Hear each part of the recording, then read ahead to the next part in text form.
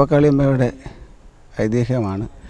പണ്ട് പാർവതി ദേവി പരമേശ്വരനെ സ്വന്തമാക്കാൻ വേണ്ടി തപം ചെയ്തു. അങ്ങനെ തപത്തിൽ കാലങ്ങളോളം നീണ്ടുപോയ തപസ്സിന് ഒടുവിൽ പരമേശ്വരൻ പ്രത്യക്ഷപ്പെടാതെ ഇരുന്നപ്പോൾ ദേവിക്ക് ചിതൽപുറ്റുമൂടി കാലത്ത് ഉണ്ടായിരുന്നു. ചിതൽപുറ്റുമൂടി ആ ദേവിയെ കാണാണ്ടായി. പിന്നീട് പരമേശ്വരൻ്റെ ജടയിൽ നിന്നും ശ്രീ ഗംഗാദേവിയെ ഭൂമിയിലേക്ക് അയച്ച് ആ ഗംഗാതലം ചളിച്ച് ദേവിയുടെ ചിതൽപുറ്റുമൂട് എല്ലാം തന്നെ മായ്ച്ചു കളഞ്ഞു. മായ്ച്ചു കളഞ്ഞപ്പോൾ ദേവിയുടെ രൂപം അതിഭീകരവും ഭയാനകവുമായ ദംശങ്ങൾ കൊണ്ടായിരുന്നു ദേവിയുടെ രൂപം. അന്ന് ആ ചിതൽപുറ്റിൽ നിന്നും ദേവിക്ക് വിശപ്പകറ്റാനും ദാഹമകറ്റാനും ചിതലുകൾ തൻ്റേതായിട്ടുള്ള ആ ജീവനുകൾ കൊടുത്ത് പാലായി ക്ഷീരമായിട്ട് കൊടുത്തു. അങ്ങനെ തൂവക്കാളി ദേവി അന്ന് പ്രത്യക്ഷമായി നാടിന് വേണ്ടിയും ഇതിലുള്ള കാര്യാദികൾ എല്ലാം ചെയ്തു കൊടുത്തു. അങ്ങനെ പരമേശ്വരൻ പ്രത്യക്ഷപ്പെട്ട് ദേവിക്ക് അതിൻ്റേതായിട്ടിരിക്കുന്ന ശാപങ്ങളൊക്കെ തീർത്ത് ദേവിയെ സ്വീകരിക്കാനും തയ്യാറി നിന്നു. അങ്ങനെയാണ് ഈ തൂവക്കാളി ദേവിക്ക് പാലും പച്ചരിയും ഇളനീരും മാത്രം കൊടുക്കുന്നത്.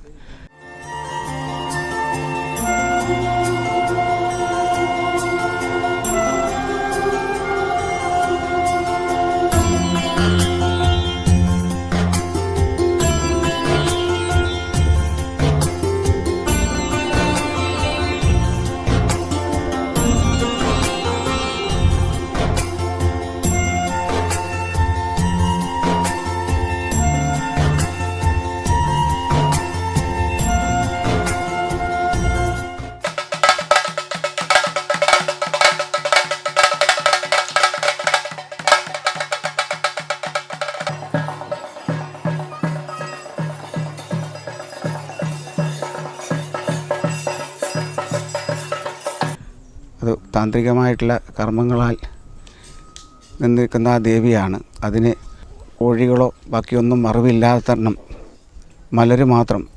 മലരും പച്ചരിയും പാലും ഇളനീരും മാത്രമാണ്. തൻ്റെ അഗ്നിപരീക്ഷയിൽ ദേവനെ സാക്ഷ്യപ്പെടുത്താൻ വേണ്ടി ദേവി സ്വയം അഗ്നിയിൽ നിന്ന് പച്ചരിച്ചോറ് വാരി 4 ദേശങ്ങൾക്കും അഗ്നിസാക്ഷിയെ ബോധ്യപ്പെടുത്തുന്നത്. അതിൻ്റെ ഒരു നേർക്കാഴ്ചയാണ് തൂവക്കാളി അമ്മയുടെ ഈ തെയ്യക്കോല സ്വരൂപം കാണിച്ചിരിക്കുന്നത്.